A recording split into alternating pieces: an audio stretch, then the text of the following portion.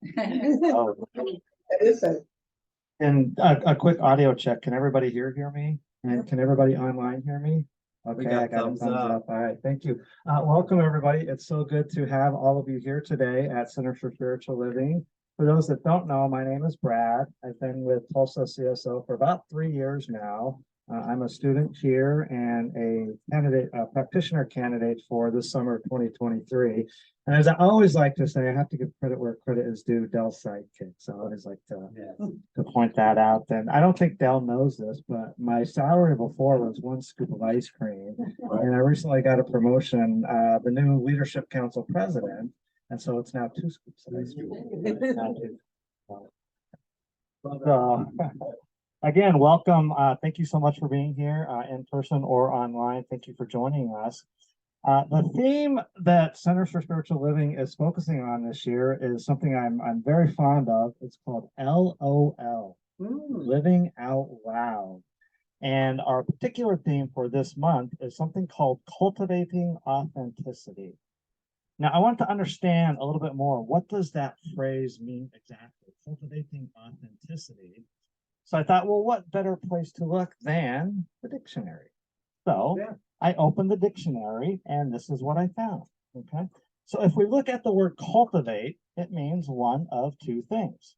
First, to break up soil for sowing or planting.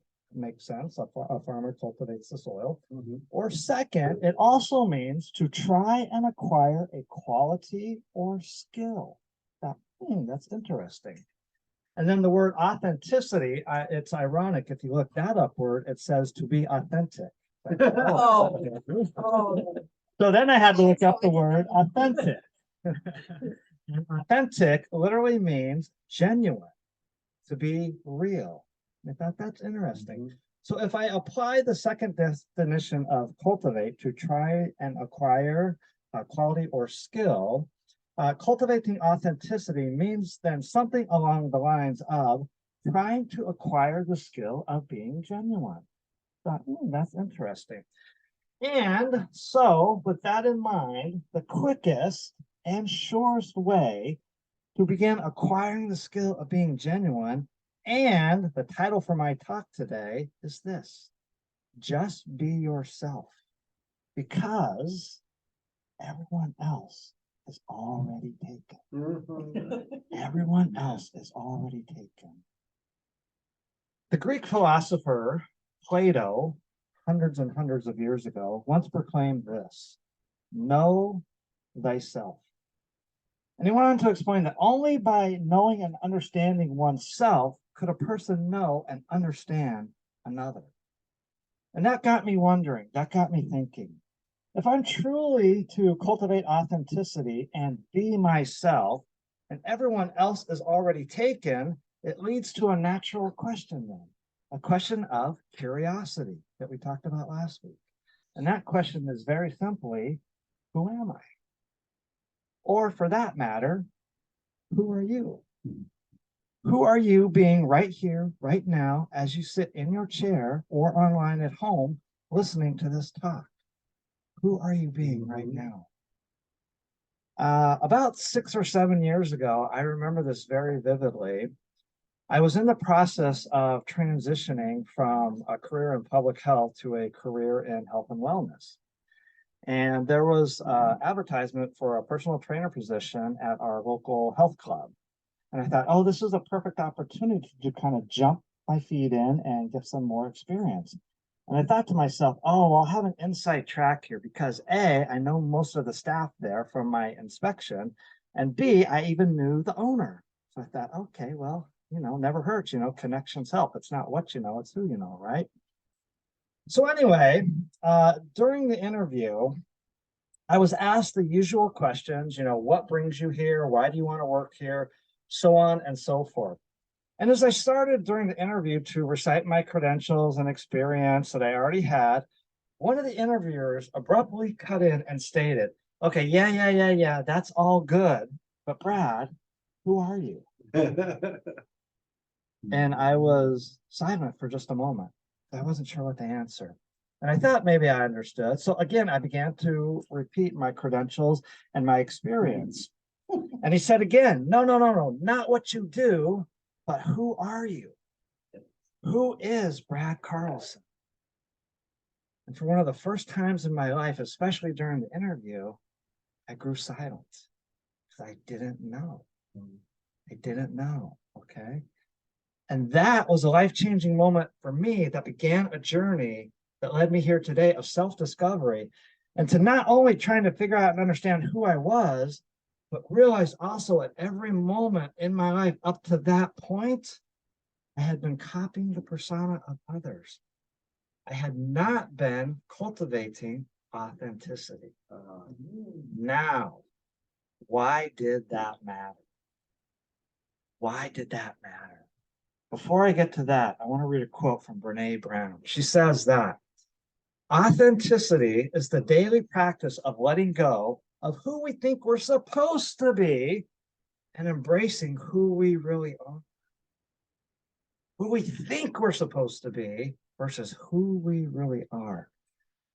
This is exactly what I was not doing.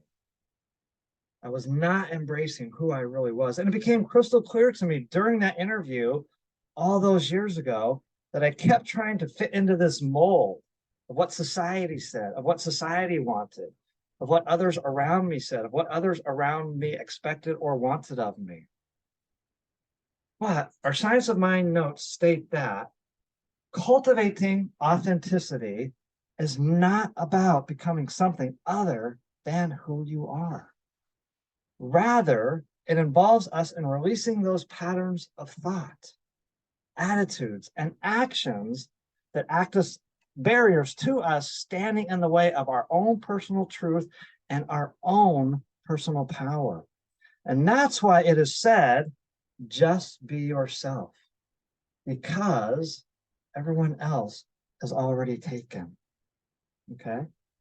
And while many of us here today, or for those on Zoom at home, you may nod your head in agreement, many of you, perhaps like me, may find yourself sacrificing your authentic self for the good of what others say, what society says, what others around you want. Perhaps we all do this, again, myself included, in order to fit into a certain mold, a certain expectation that others have about us, that society has about us. So how do we begin to truly cultivate being authentic, to just be ourselves, to drown out the at times stressful and anxiety-filled noise of society? And how do we begin to just be ourselves? Again, I turn to our Science of Mind philosophy when it shows us how, and it states this. In our oneness with the one infinite reality, call it God, spirit, source. We are spiritual beings first. Spirit made us of itself, and within us is this divine spirit that is our real, true, authentic self. This self, remember, is perfect, is whole, is complete. Who we are at our very core. And as Ernest Holmes states, as eternal as God, as indestructible as reality, and as changeless as truth. That's the truth of who we are. And it is the divine self that is back of all that we do and all that we believe ourselves to be. So again, I ask, who do you believe yourself to be? And I can go on and say that each one of us here right now is a unique expression of the divine. And what stands between our authentic expression of who we truly are and how we show up is a collection of thoughts, patterns of belief, and attitudes. I was guilty as can be there. Those that we have come to through our own living of life, and those handed to us by others, parents, teachers, religions, the media, society, friends, you name it. Yeah. Not one of those did I say God. Mm-hmm. But what is the true source? We often listen to others, but not ourselves. Through exploring our own inner life with compassion and practicing gratitude and acceptance of who we are poised to speak our truth and experience with courage. We will discover a freedom that comes from releasing the pressure to be who we are not. Releasing the pressure of who we are not. And so to understand this concept better of just be yourself, of cultivating authenticity, I wanted to remind everyone here today and at home of three things. The first one, always remember this. Cultivate an awareness of who you are. When trouble arises, when stress sets in, when the dark clouds of adversity gather around you, which they will from time to time, remember to just stop. Stop. Hit the pause button. Take a deep breath. Go within. For it is within that you shall find all the answers. Take a moment. Ask. Answer for yourself.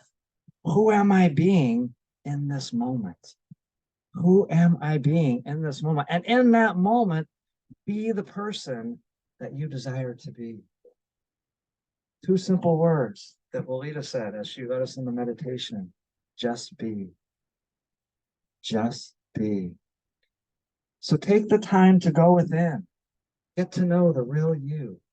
Not the you that others say to do this or to be that. To not do this or to not do that. So the other day, I was asked on a podcast, what would I say to someone who is stressed out about all the things life and says they don't have time for all this inner awareness, self-awareness work?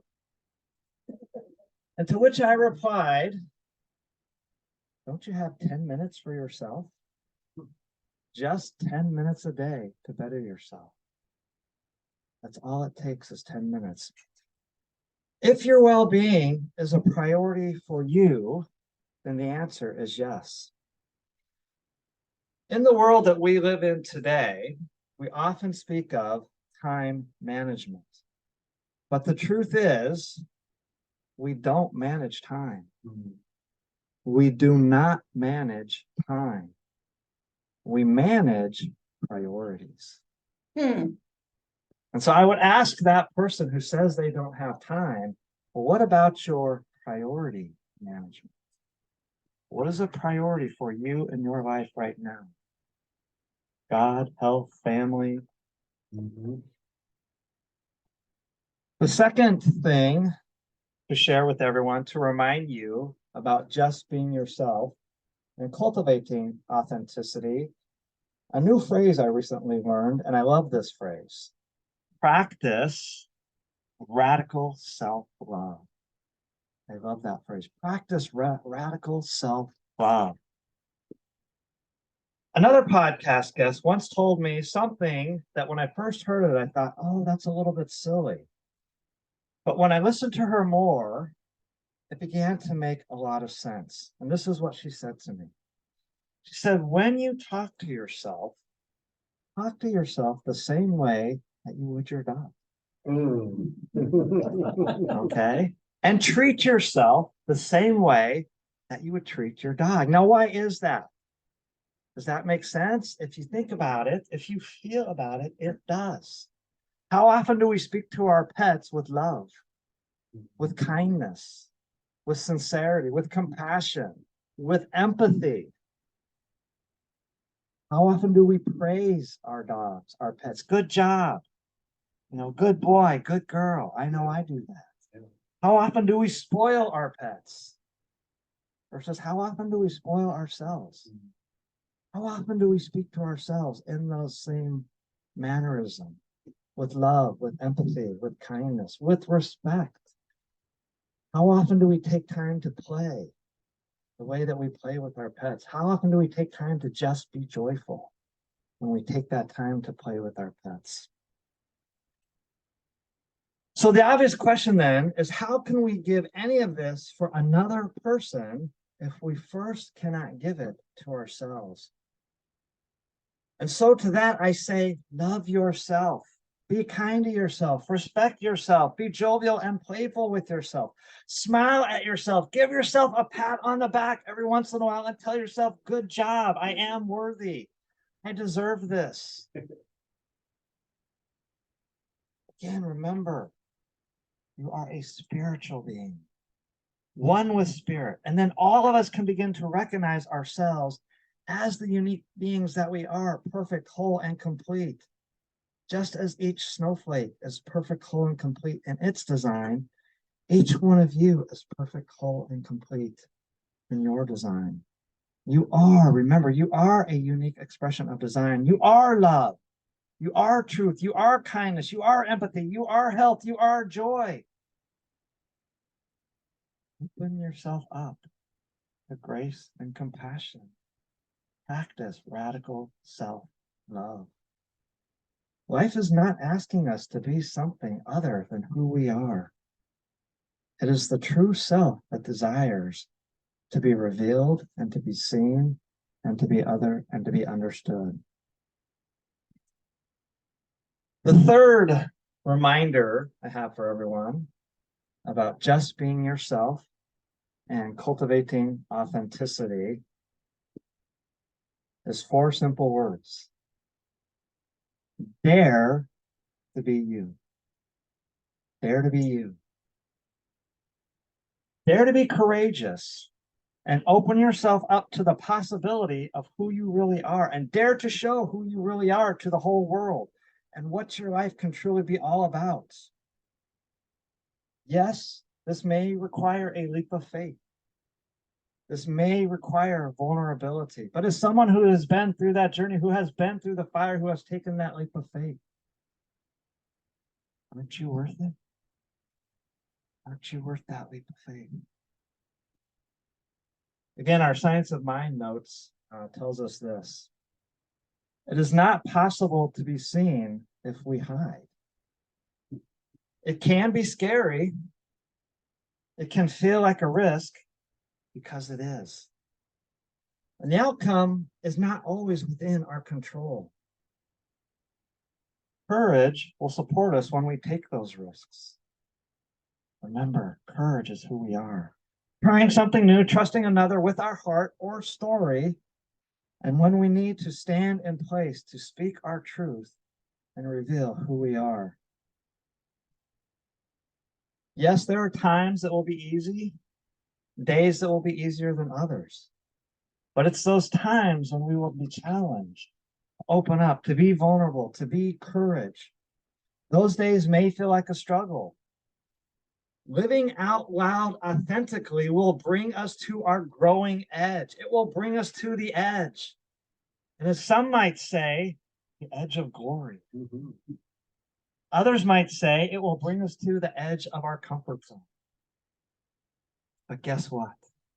That's where life begins. Yeah. Life begins at the edge of our comfort zone. So this I say to you, dare to be you. In fact, I dare you. Not only do I dare you, I double. Ooh. I double dare you. And so before I conclude, I wanted to share one more story and one more quotation. Well, in the country of Thailand, in the city of Bangkok, there is a golden statue of the Buddha. And this is a true story. The statue is about 9 feet, 8 inches tall and weighs about 5.5 tons. And current market value is about $250 million in gold. And it was believed that the statue was first built in the year 1403. And in 1757, the Burmese army, the next door neighbor to Thailand, was invading Thailand. The Buddhist monks at the monastery covered the golden Buddha with plaster, which was also painted and inlaid with bits of colored glass to hide its value and the real worth to the invading army. During the invasion, none of the monks survived, but the golden Buddha was left untouched and undiscovered. In 1957, an entire monastery in Thailand was being relocated by a group of monks. And then while moving the large statue, their ropes broke, causing it to fall to the ground and created a large crack in the clay. On closer investigation, they scraped away a little more. They saw a golden light emanating from the crack. A monk used a hammer and chisel to chip away at the clay exterior until he revealed that the statue was in fact made of solid gold. And so the moral of the story is this: under the plaster of thought and beliefs that are not the truth of who we are, there lies our true self, our golden Buddha. Each one of us has a golden Buddha. Do we have the courage to allow that golden Buddha to shine? Cultivate awareness of who you are. Practice radical self-love and dare to be you. I double dare. And to finish up, a final quote. This is a good one from Ralph Waldo Emerson. Emerson writes that imitation is suicide. To live a life as someone other than your authentic self is not to live your life. You are living someone else's. Cultivating authenticity is not a means to make others accept or approve of you. It is a practice of being real as we grow to love and approve of ourselves.